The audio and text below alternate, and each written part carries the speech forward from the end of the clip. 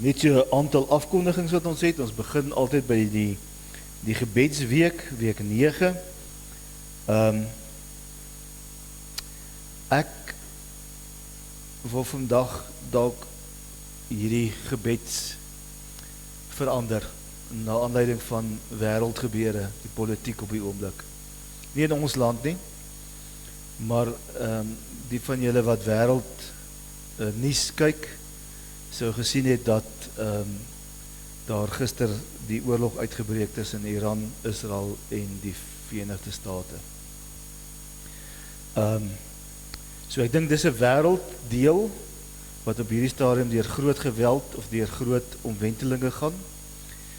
Dis 'n wêreld waar nie alleen Iran geraak word nie, want daar is selfs die koninkryke rondom en die lande rondom Iran is ook aangeval deur Iran.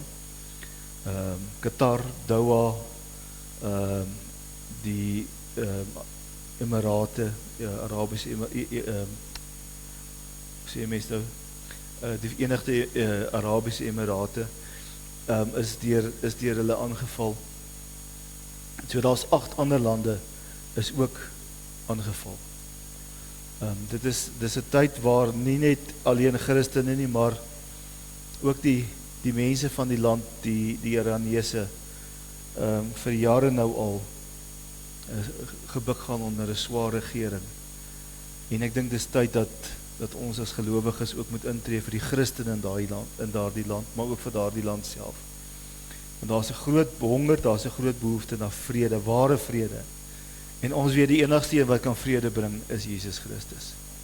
En as Jesus koning word van 'n mens se lewe, dan kan daar vrede kom. So kom ons bid hierdie week in besonder. Dis my gebedsversoek vir julle.